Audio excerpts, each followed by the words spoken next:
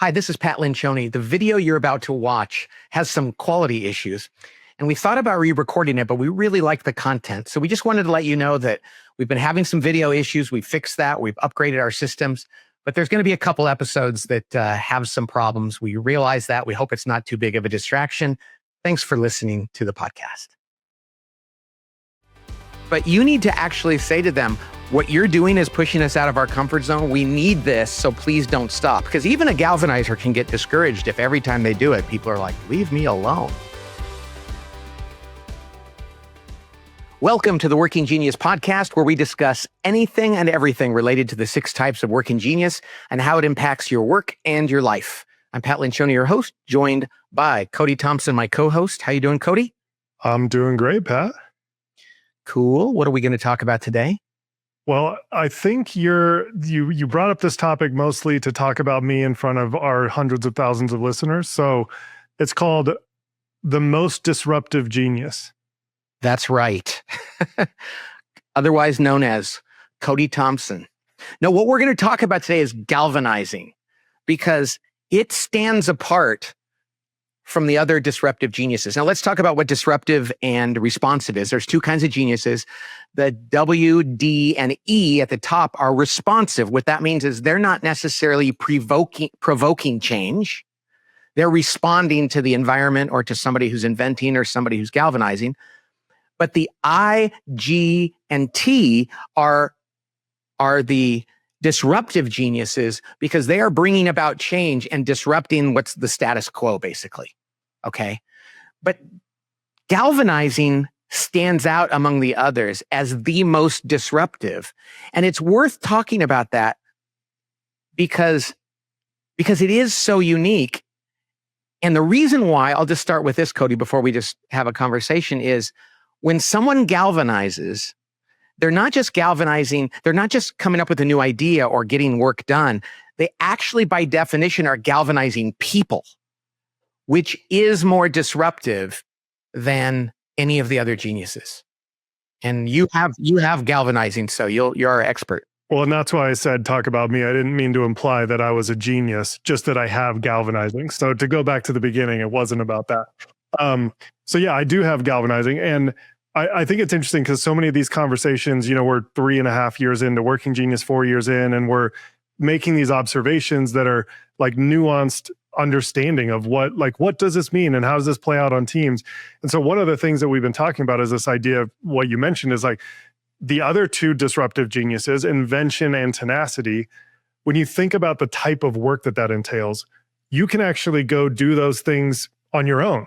You can go to a whiteboard and invent. You can go into a room and put projects over the finish line. Now, a lot of times that happens in the context of a team and other people, but galvanizing by definition, you don't go into a room and galvanize yourself into activity. Now, you can, but the very nature of that genius is to say, how do we rally people around this objective? And so just that alone is like a thesis of this entire conversation is it requires that you move other people along with you. And so that by very nature is pretty disruptive.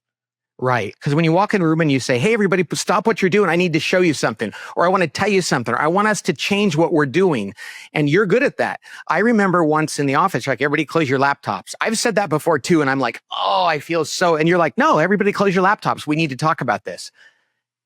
You're like fine with that. Yeah. In fact, I closed a few laptops on my own. That was, going over to a colleague's desk and pushing it down maybe is less galvanizing and more a personality flaw. But there is a version of that that's like, hey, we're actually going to change what you're doing right now because we need to focus on something really important. You know what's funny? There's a show called Impractical Jokers. A lot of people have heard about it. And one of the things they had to do at the end because they lost is they had to go into a coffee shop and close people's laptops. Now, you would have been like, well, what's the big deal there? And the guy that they made do that was the most timid of all the guys. And he felt so horrible and people would glare at him. So it's just so funny, the idea of galvanizing, disrupting, interrupting, provoking people to have to change their behavior is one of those things that, and this is what's interesting, is some people hate doing that. One of the things about galvanizing is when you talk to somebody who has this as a frustration, it's easy to identify because I'll say to somebody, how do you feel about getting somebody to do something that they don't want to do? And they're just like, oh gosh, please don't ever make me do that. It really jumps off the page. I think that people who don't have galvanizing are easy to identify because they are really repelled by having to do that. Yeah, even the idea of, not even something they don't want to do. If you don't have galvanizing, or if you have it as a frustration, even asking your friends or trying to rally them to do something that you want to do is sort of untenable for them. So you're right. There is that's such an easy one to spot because so many people will opt out of like, hey, can you get everybody's attention and spin them in the same direction? Yes. Now I want to say this, and we talk about this all the time, Cody, is that the difference between something being a genius and not your frustration, but your competency is really big because this is my third letter, if you will. I can galvanize, but I don't really like to do it. I can do it. And working genius actually came about the model because I was getting so frustrated by having to galvanize all the time that's what made somebody say to me, why do you get grumpy at work? Because when you don't have it as a genius and you have to do it, it's really like, it was guilt inducing to me.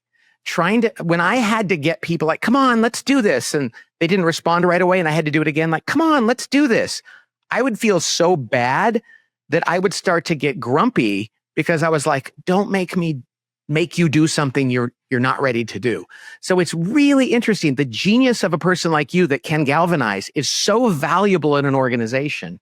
And I think we have to understand that because we've seen a lot of teams that had no galvanizers and it was really hard to move things forward. Yeah, I love that you brought that part out because I think it also is tied to what galvanizers crave. Because what's so hard if you don't have galvanizing is you really are trying to pull people towards a specific direction. And what galvanizers are crushed by is like apathy. So even, as you were trying to do it in the company, if you didn't get a response from people and it's not even something you enjoy doing, it's like doubly draining for you. Whereas even if people resist me in galvanizing, like even you potentially even fight back, like maybe that's not what we should be doing, or I have other things to do. It's not discouraging. The thing that is most discouraging is when people just don't seem to care, or they won't give you any response at all. Not just a yes, but not a vehement no either. Cody, I just thought of a story you told me last week that I'd never heard about you galvanizing on a college campus. Now, I don't want you to tell people what your role was here, but tell them what you decided you were going to do in a particular class on a college campus. Okay, I thought it was important for people to meet new people. And so I would, on Fridays, do this thing called Remix Friday, which is students would file into this class and just by out of habit, and because they already have entrenched relationships, they would sit in the same seats they've sat in for the previous 2 classes that week. And I would stand there and actually announce that it was Remix Friday and make everybody change seats. And again, you could call that a character flaw, but maybe it is galvanizing. Well, I thought you were a graduate like assistant that was doing that or teaching the class. And I said, so was that hard for you? And he goes, no. I said, so being the professor, and he goes, I wasn't a professor. I was just one of the students. So even without authority, you were galvanizing people to do something that you thought they should do. That's galvanizing. And it was unpopular, even though I wasn't the teacher. It was equally unpopular. So, the other thing that's worth saying, Pat, in the conversation is when we were thinking about this, we were like, well, could invention or tenacity be equally disruptive? Like, what does this mean? Are we sort of like painting this in a different light? And one of the ways that we went through this was simply to say, well, let's look at every single other letter of genius and say, is that more disruptive if you add galvanizing to it, than the other pairings? And that was where this sort of started to take shape too, is like, take any letter, add galvanizing, and you can tell that the level of disruption ramps up. Exactly. And you think about like, you have discernment. Well, you could add E to that or W to that or anything else. Add G to that.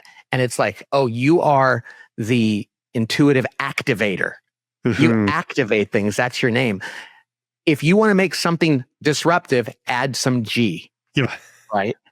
And even the W, which is the rarest type, the WG. So the wanderer, they're up there, they get joy and energy from thinking about things and asking questions, but put some G in there, they're going to be like, come on, everybody.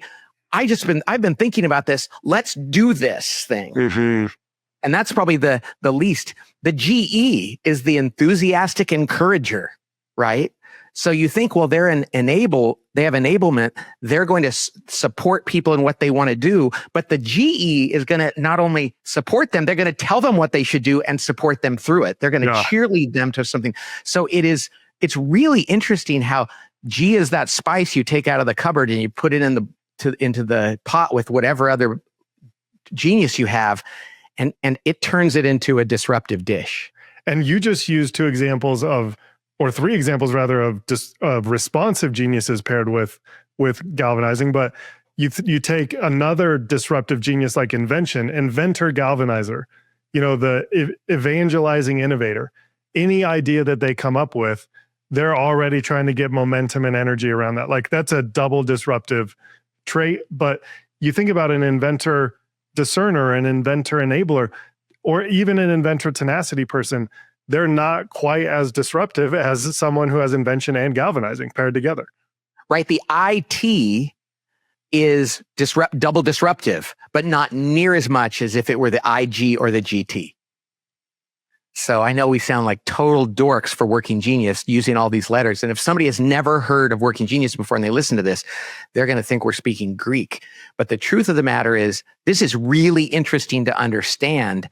And man, there are so many organizations and teams that will look at one another and go, we have no galvanizing here. And there's that moment where they're like, uh-oh, let's play rock, paper, scissors to see who's going to have to galvanize. And it's really important to understand this. Now, how does this play out in other parts of your life, Cody? Well, I was going to say that the opposite is also true of this. And I think you guys at Table Group, our leadership team and our whole company has done a great job, because we do lack galvanizing, of actually leaning in and saying, when you understand that each of these phases is really necessary, even if people are reticent or can be like, it is kind of moving them out of their comfort zone. Our company and you in particular have been like, the posture towards me is actually really welcoming. They're like, we need this, Cody. We need you to do that thing that you do where you get us motivated around the most important thing. And so I think that's another way, another really practical application of all this is to say, if you have one on your team, somebody who has galvanizing, it's so useful in the right context. And sometimes even when you have it, while it's not draining, there is such a inviting gift when people say like, okay, now we need someone to galvanize us around this. And you can walk into that with some permission. It's a really, really powerful thing that a team can do for a galvanizer. Yeah, it's interesting, Cody. If you have a team without much galvanizing, you have one person with that, you either choose to invite them and encourage them to use it, or you can reject them like a virus. You can be like, man, that's just countercultural. And a galvanizer can probably feel like the chief nagging officer. Yeah. Because people are like, man, what are you making us do? But you need to actually say to them, what you're doing is pushing us out of our comfort zone. We need this, so please don't stop. Because even a galvanizer can get discouraged if every time they do it, people are like, leave me alone. Well, and you pair that with the context of this whole conversation, meaning it's the most disruptive, meaning it probably faces the most resistance because it involves other people, meaning you as an inventor, very regularly, you'll come even to the podcast, pre-production room and say, hey, I wrote this thing, like I did this invention on my own, and it doesn't really have the same level of disruption. So, knowing that is true and being able to anticipate like, hey, we might even give you a hard time sometimes, but we know we need it. So keep going. Yes. Cody, here's another thing about the galvanizer is that oftentimes I find myself having to tell people I sound like I'm galvanizing them, but I'm not. I mean, more than any other genius, I say to people, I'm not G'ing you right now. I'm just eyeing, but I find that I sound like I'm galvanizing people when I'm not really doing that. And I don't know any other of geniuses that are often that misunderstood. In terms of people, it's sounding like we're doing that by mistake in some ways. Yeah, like I'm pitching them on an idea and I don't want to convince them. I want to run it by them. But for whatever reason, it sounds like I'm trying to convince them. And I've begun to see it on people's face. And I'm not a galvanizer, but I'm like, do you think I'm galvanizing you right now? And they're like, yeah. And I'm like, oh, I'm not. I wonder why that is. I think there's two things I think happen there, or one of two things, and you can tell me which one you think. One is, I think sometimes if you're the leader, whatever you say can come across as galvanizing. Like you have the formal authority, so it's not like you have to try that hard to say, I think we should do this. People are going to take direction as if that is, hey, he's wanting to motivate us to move in this direction, right? The other thing that I've noticed and is sometimes when people have discernment, which you have, and you feel really convicted by something. So you feel like, hey, I've thought about all the possibilities. My discernment is telling me this is the right one. That level of conviction can come across as you're galvanizing someone to believe what you're saying. I think you just nailed it. I think it is those two things. And so it sounds like galvanizing, but that's not really what it is. It also goes to show you how often I thought I wasn't galvanizing people and I was getting frustrated. So that is really interesting. How does galvanizing play out in your personal life, Cody? It is funny. You often, and again, I it's hard to separate personality sometime with comfortability, because if you like galvanizing, then you can push people out of a comfort zone, and then there's some level of what your tolerance for conflict is, and I don't know what part of that is related to galvanizing and what's personality. But very regularly, if my wife or my father-in-law or my parents need to have, like, move someone in, like maybe like a vendor, like a contractor or a salesperson in a different direction, they'll be like, hey, can you do that for us? And I don't have a problem engaging in that conversation. And I'm curious, I'd be curious if other galvanizers, I don't know if that's just unique to me, but if there's any level of I need to convince somebody of something and move them in a different direction, a lot of times the people in my life will say, like, can you do that? And no, that totally makes sense. Absolutely makes sense. And that's and it goes to show there's other people. So you get energy out of doing that and seeing something good happening, right? Seeing that movement, seeing like, oh, they were at this spot and now they're at this spot. That's rewarding. And people will go, well, what did you do? And you go, well, I just talked to him for 5 minutes. So he agreed to do it. And you're like, yeah, because you get energy out of that. So many other people are like, don't make me call the handyman, or don't make me call the contractor and make me push them. And I know that people like that oftentimes get kind of taken advantage of because it's hard for them to say, no, you have to change the way you're serving me. Yeah. That's really, really interesting. All right. I love talking about these things. So everybody out there that's a galvanizer, just know this. We need your disruption. Not always exactly when you want to do it, but more often than not. And it's one of those, oftentimes galvanizers, because they do it naturally, don't get thanked for it, but it's so valuable. And there's a lot of teams out there that need it. And thanks for letting us operate on you today, Cody.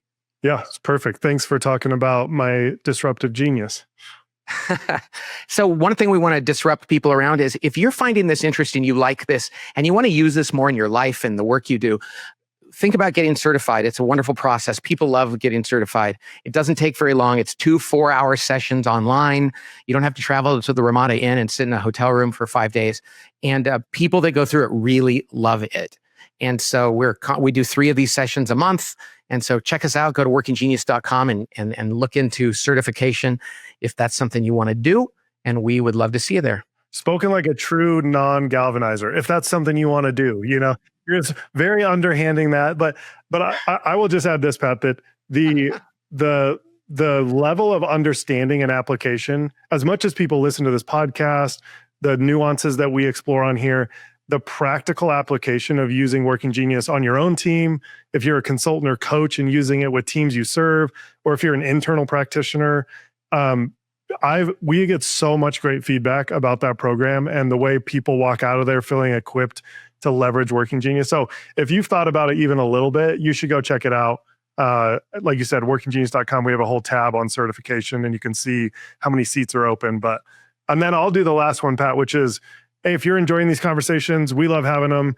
We've been so blessed by the community around Working Genius in the first 4 years that people like these conversations, that they're finding value about this in their lives, that if that's you or someone you know, send them this podcast, subscribe, like, and share it. So our underlying desire in all of this is simply to help people find more joy and fulfillment in their work. So if you know somebody who needs more of that, we'd love to have them join the conversation. Thank you, Cody. That's great. Way to galvanize that. All right, everybody. Thanks for joining us on the Working Genius podcast. We will talk to you next time. God bless.